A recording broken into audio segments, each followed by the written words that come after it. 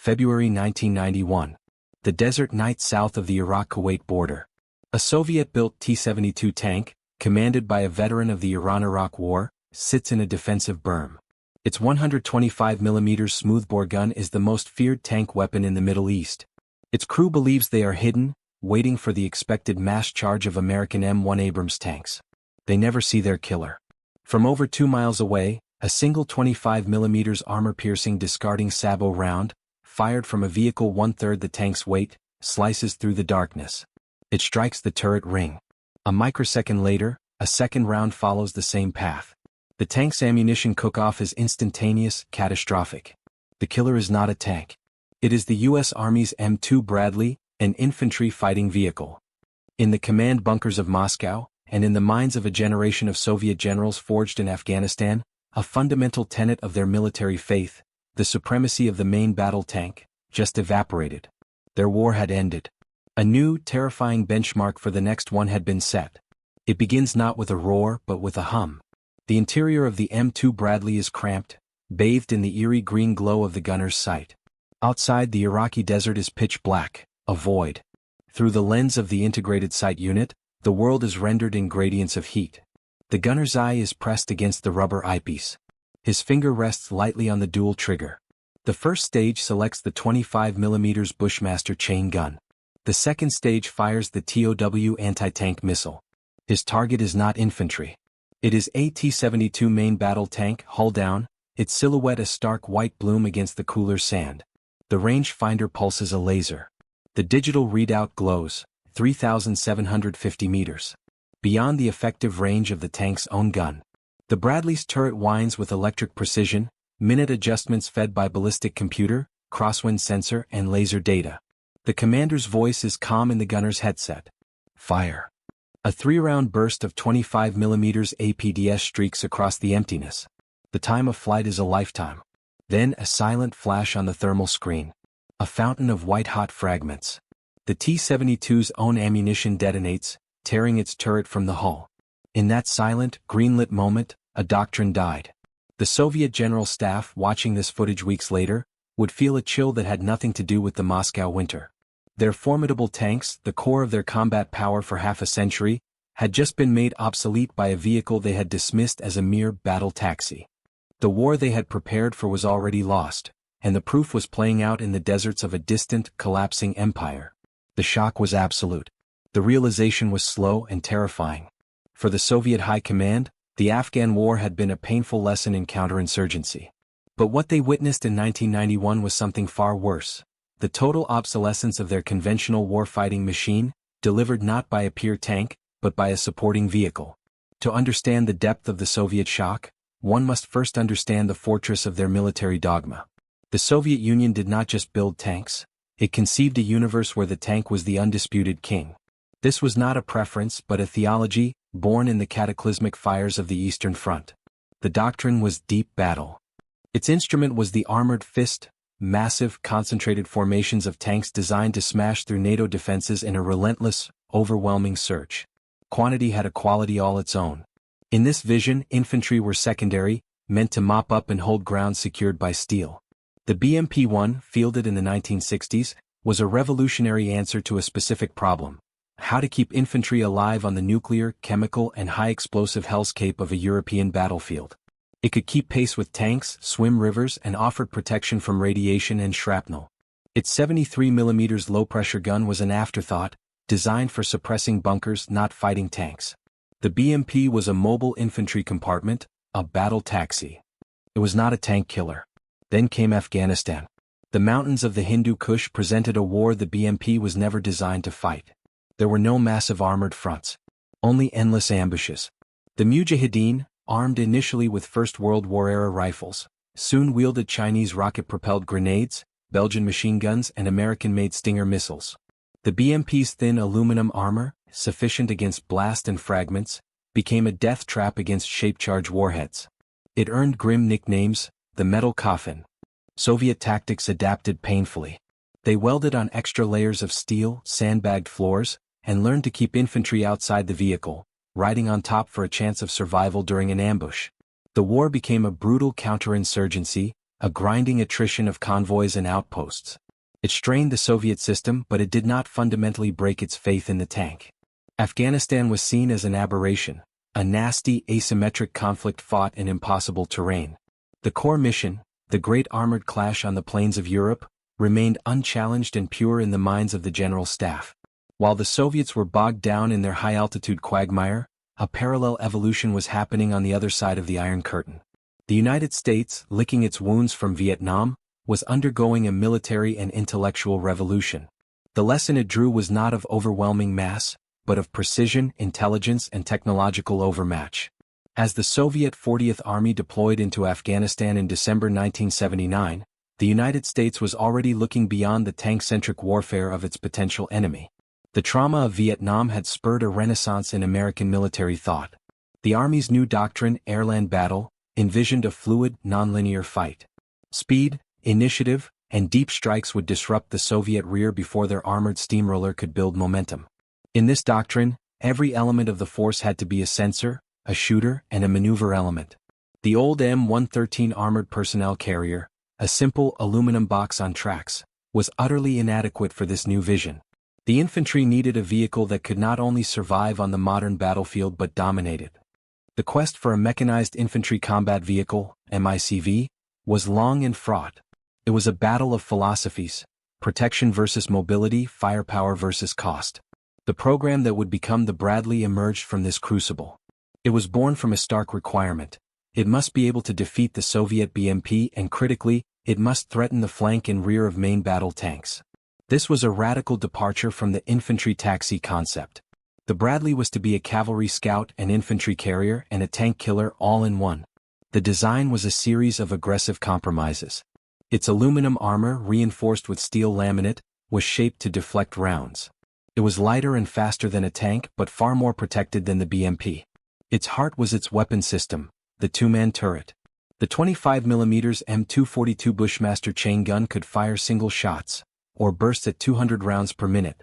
Its ammunition, armor-piercing discarding Sabo APDS, and high-explosive incendiary HEI, gave it a lethal versatility. But the true tank-killing punch came from the twin-tube tow missile launcher on the left side of the turret. The tube-launched, optically tracked, wire-guided missile could destroy any tank in the world at ranges exceeding 3,750 meters. The Bradley didn't need to brawl with tanks. It could snipe them from beyond the effective range of their own guns.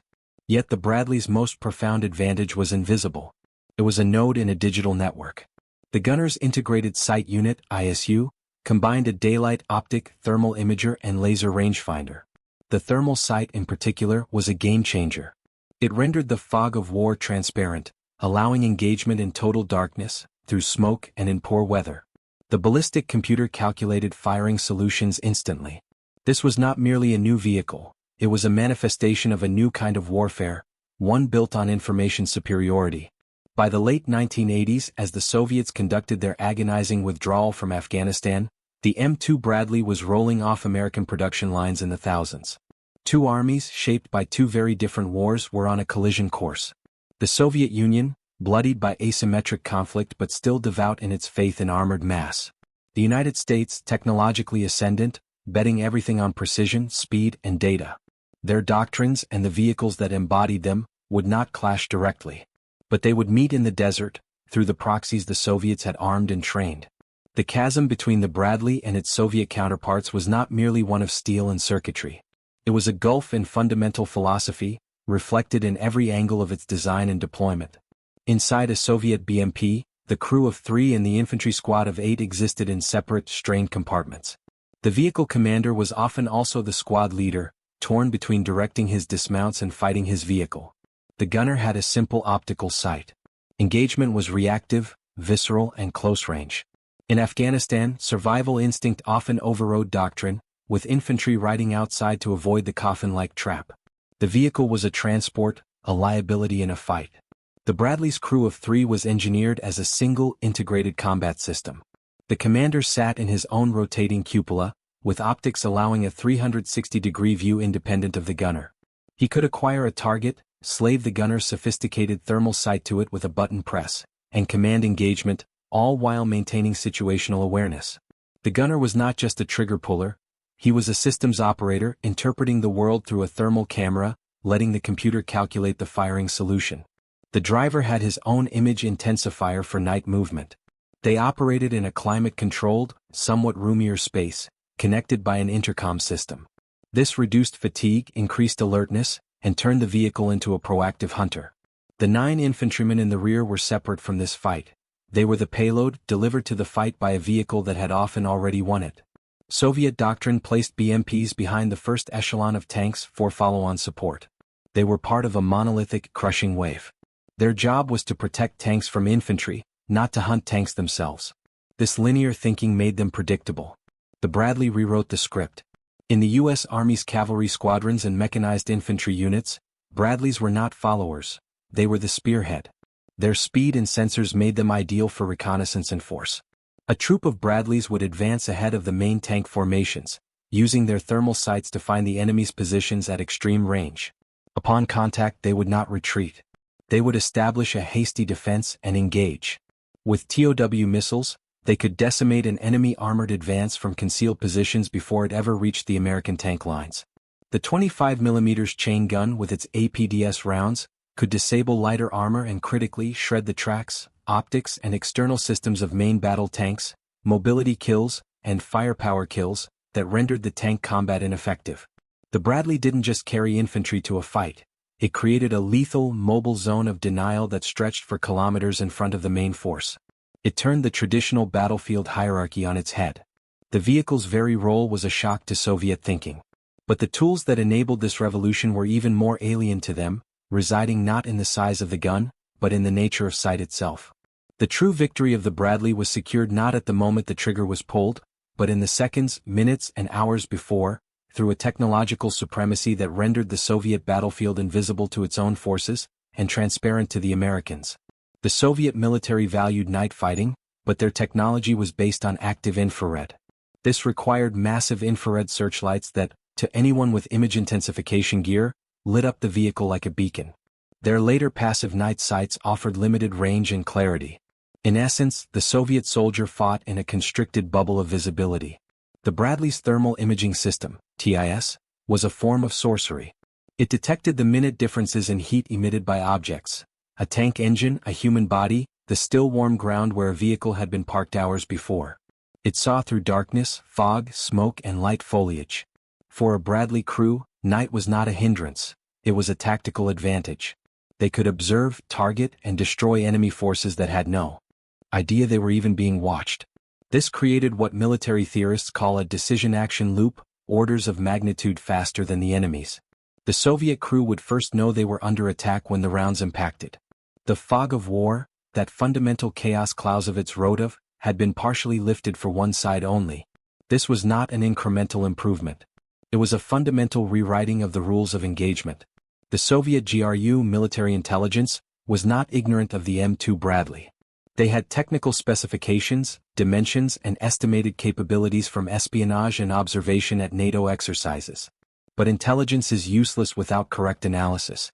And Soviet analysis was filtered through the rigid prism of their own doctrine. They saw the 25mm gun and compared it to their own 30mm on the BMP-2, a weapon for engaging light armor and infantry. They saw the TOW launcher as a defensive, last-ditch weapon. They categorized the Bradley as an improved infantry carrier, a reaction to the BMP, but still secondary to the main battle tank. The concept that the United States would build an entire armored doctrine around a supporting vehicle, and invest it with such sophisticated long-range kill power, was ideologically foreign. It was a failure of imagination. They assessed the components but they utterly failed to comprehend the system. The fusion of thermal sights, digital fire control, and a doctrine that placed the system at the tip of the spear. In their minds the tank was still king. The desert would prove it a soon-to-be deposed monarch. The angles of human integration, tactical role, technological supremacy, and intellectual arrogance all converged towards a single, inevitable point of demonstration. That demonstration would not be a controlled exercise. It would be a brutal, definitive execution of an entire armored brigade, witnessed in real time by the very architects of the defeated system. The laboratory for this brutal experiment was the featureless, hard-packed desert of southern Iraq. The date, February 26, 1991. Operation Desert Storm's ground war was 38 hours old. The US 7 Corps was executing a massive left hook, a classic envelopment to destroy the elite Republican Guard. Screening this colossal movement was the 2nd Armored Cavalry Regiment, 2nd ACR. Their mission: find the enemy's forward line of troops, fix them, and report. They rode not in Abrams tanks but in M3 Bradley cavalry fighting vehicles, a variant with more tow missiles and fewer dismounts. They were the eyes in the spear. The weather was weaponized. A Shamel windstorm had descended, reducing visibility to near zero in a choking brown haze. To the Iraqi defenders, dug into fortified positions along what their maps designated as the 73 Easting Grid Line, it seemed like a reprieve. The storm would ground aircraft and blind attacking forces. They felt concealed, secure in their Soviet-made T-72s, T-55s and BMPs. For the 2nd ACR, the storm was irrelevant. Their advance did not slow. Behind the storm's veil, they moved with chilling confidence. The thermal sights on their Bradleys pierced the blowing sand as if it were a light mist. The Iraqi positions, their vehicles and bodies radiating heat, stood out like bonfires on their green-hued screens. The Americans could see everything. The Iraqis saw nothing but a sandstorm. First contact was not with tanks but with an outpost. Troops of the 2nd ACR's 2nd Squadron engaged a screening force of Iraqi infantry and armored cars. The Bradley's 25mm gun fired, its report a sharp, rapid BRRRT over the wind. Light vehicles disintegrated. The engagement was one-sided, a clinical removal of a security layer. The Bradleys pressed forward, their commanders now aware they were brushing against the main defensive line. The storm began to abate slightly, visibility lifting to a few hundred meters. And then the outlines of tanks emerged from the gloom. At a range of 1,200 meters, well inside the killing envelope of the T-72's 125mm gun, a Bradley from Ghost Troop engaged. Not with a TOW, but with its 25mm. The gunner walked his APDS rounds onto the target. They sparked against the heavy frontal armor, failing to penetrate. But then he adjusted aim. The next burst struck the turret ring, the track skirts, the optics. Sparks and debris flew. The T-72, blinded and immobilized, was combat ineffective, a mobility kill, inflicted in seconds by a weapon its designers considered trivial. This was the first critical lesson. The Bradley did not need a missile to maim a tank. It could dismantle it with a surgical application of rapid fire. But this was just the preamble. As the main body of the regiment reached the 73 Easting, they found not a screening force, but the dug-in 18th Brigade of the Iraqi Republican Guard's Tawakalna Division. The storm lifted completely, revealing a textbook Soviet-style defensive position. And the 2nd ACR, heavily outnumbered in tanks, did not wait for their own Abrams. They attacked. What followed was not a battle in the traditional sense. It was a systematic annihilation, a 90-minute clinic in the application of the new American way of war against the pinnacle of exported Soviet doctrine. The Iraqi 18th Brigade occupied a reverse-slope defense. Their T-72s were in prepared hull-down positions, only their turrets visible. BMPs and infantry trenches supported them. It was a formidable position, designed to channel an attacker into a killing zone. The 2nd ACR's Bradley troops, Ghost, Eagle, and Iron, came over a slight rise and encountered them head-on at ranges from 800 to 2,500 meters. The order was given: find, fix, and destroy. Chaos, controlled and lethal, ensued. Bradley scouts identified individual targets through thermals, calling them out in rapid-fire orders. Tank, 1 o'clock, 2500. Gunners, their eyes glued to the glowing screens, lased, acquired, and fired. The TOW missiles leapt from their tubes, their wire-guided trails invisible in the daylight. Seconds later, a T-72 turret would erupt in a jet of flame. The 25mm guns engaged BMPs, shredding their light armor, and hosed down infantry trenches with high-explosive rounds. The Iraqi response was slow, confused, and tragically blind. Their optical sights, filled with dust and smoke, struggled to find targets. When they did see a Bradley, they often misidentified it, smaller, lower, and faster than an Abrams, and underestimated the threat. They fired, but their rounds sailed high or dug into the sand. The Bradleys used their speed and agility, shooting and scooting, advancing from one hull-down position to another, never presenting a static target. The thermal advantage was absolute. American crews could see the Iraqi tanks the moment their hatches opened, the moment they tried to traverse their turrets. They were destroying enemies they could see who could not see them. The climax was a furious, close-range melee. As some Bradley troops pushed forward, they found themselves amidst the Iraqi positions. At point-blank range of 600 meters, the 25mm gun proved devastating even against tank side armor. Gunners fired at vision blocks, engine grills and ammunition storage. One Bradley, commanded by Sergeant Nels A. Mahler, engaged and destroyed a T-72 with the chain gun alone, firing over 80 rounds into its flank until it blew apart. The air filled with the smell of cordite, diesel and burning metal. The desert floor became a junkyard of Soviet-made steel. By nightfall, the 2nd ACR had destroyed an entire armored brigade. The tally was lopsided beyond belief. Over 50 T-72s, 45 BMPs, dozens of trucks and hundreds of soldiers. The regiment lost one Bradley to friendly fire, and a handful to minor damage. The Battle of 73 Easting was over. It was a perfect, horrifying demonstration of overmatch. The Soviet-equipped force was not just defeated. It was rendered sensor-blind, tactically paralyzed, and utterly obliterated by a force whose primary armored vehicle was, on paper, not a main battle tank at all. The data streamed back to command posts, then to intelligence centers and ultimately to Moscow. For Soviet generals watching the after-action reports and gun tape footage, the visceral shock of 73 Easting was not in the destruction of the tanks, war meant loss, but in the method. Their exported doctrine, their prized hardware, had been made to look obsolete, clumsy, and blind by a supporting arm of the enemy's force. The very foundation of their military identity had been publicly shattered in the sands of Iraq. The gun tapes from 73 Easting did not remain a secret. They circulated through Allied headquarters, a triumphant demonstration of training and technology. But their most profound audience was in Moscow. When the footage reached the General Staff and the main intelligence directorate GRU, it did not spark debate. It induced a profound, silent crisis. The initial reaction was one of visceral denial, quickly overridden by cold, analytical horror. They watched their exported T-72s, the same basic design fielded by their own frontline units, albeit with downgraded export armor, being destroyed with impunity. They saw the Bradley's thermal sight footage, a technology they knew of but had never seen wielded with such lethal proficiency in combat. They saw the speed of engagement, the seamless coordination, the fact that the Bradleys often killed the tanks before American M1 Abrams even entered the fight. This last point was the deepest cut. The core of their military theology, the main battle tank, had been decimated by a vehicle they classified as auxiliary. The strategic implications were immediate and paralyzing. Their entire plan for a European war, the massive, echelon armored thrusts of the group of Soviet forces in Germany, was suddenly untenable. If a squadron of Bradleys could cripple an armored brigade from beyond visual range in a sandstorm, what would a full U.S. cavalry regiment, backed by AH-64 Apache helicopters and USAF close air support, do to their first echelon? Their advance would be channeled, disrupted, and picked apart long before it reached its objective. The deep battle was now a deep kill zone.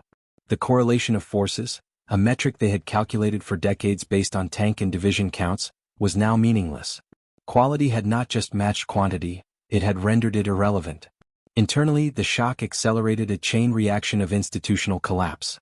The Soviet Union itself was in its death throes, and the military, the pillar of the state, was now facing intellectual bankruptcy. The war in Afghanistan had broken the army's spirit. Desert Storm broke its foundational doctrine. There were no resources, no time and no political will to launch a crash program to match the American technological leap. The only possible response was a desperate and ultimately futile effort to adapt existing systems.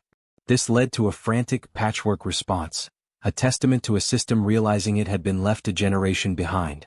The Soviet and later Russian response was not one of innovation, but of painful and partial adaptation. It was a scramble to close a gap that had been revealed as a chasm. The immediate focus was on hardening the tank. The next generation T-90, rushed into limited production, embodied this defensive mindset.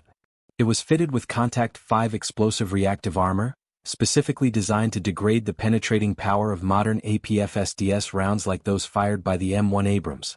More tellingly, it featured the Shtora-1 system, a suite of infrared jammers and laser warning receivers designed to spoof the guidance systems of missiles like the TOW. Shtora was a direct, albeit crude, admission of the threat posed by precision standoff anti-tank systems. The tank was no longer an invincible spearhead. It was now a platform struggling to survive in a sensor-rich battlefield. For the infantry fighting vehicle, the evolution was more convoluted. The BMP-2, with its faster-firing 30mm cannon, had already replaced the BMP-1. The BMP-3 followed, boasting a bewildering armament suite including a 100mm low-pressure gun that could fire anti-tank missiles. This was a brute force attempt to match firepower, but it missed the point entirely. The vehicle's optics, fire control, and situational awareness remained generations behind the Bradley. It added more weapons to a platform that still could not see, process, or engage as effectively. It was solving yesterday's problem. The true, unspoken lesson, the necessity of a fully integrated digital battlefield, was too systemic, too expensive, and too culturally alien to adopt in the economic ruin of the 1990s. While the US pushed ahead with the Force XXI initiative and network-centric warfare, the Russian military atrophied. The crews who had trained on the T-72 and BMP in Afghanistan were now veterans of a lost paradigm.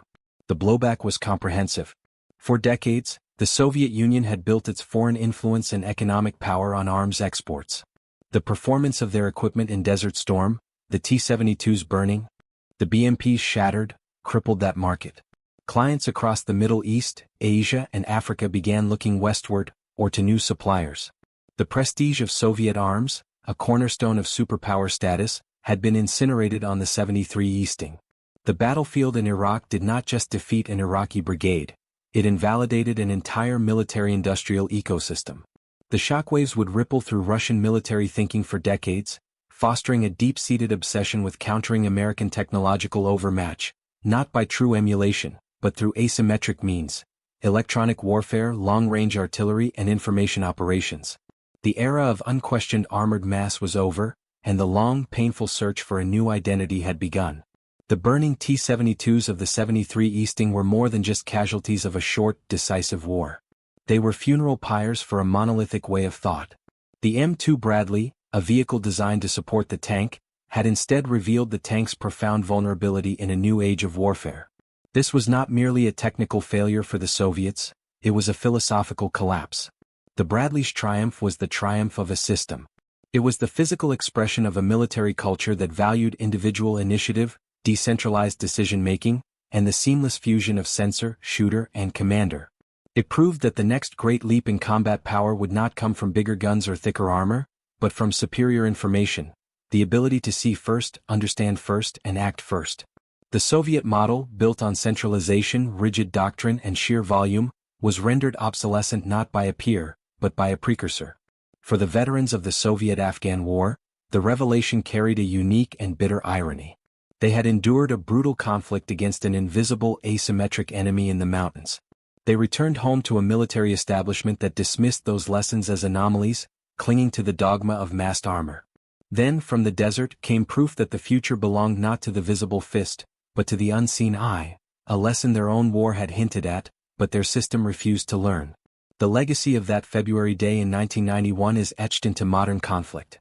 It set the benchmark that every subsequent rival, from rebuilt Russia to rising China, has strived to counter. It announced that the battlefield is now a digital ecosystem, where the weapon is merely the final link in a chain of data. And it stands as a timeless reminder. In the relentless evolution of war, the greatest danger is not an enemy's new weapon, but the failure to imagine how it will change the fight. One river crossing marked the start of a journey that would exhaust a superpower. One desert engagement marked the end of the military faith that had propelled it. Between them lies the distance between industrial war and the information age.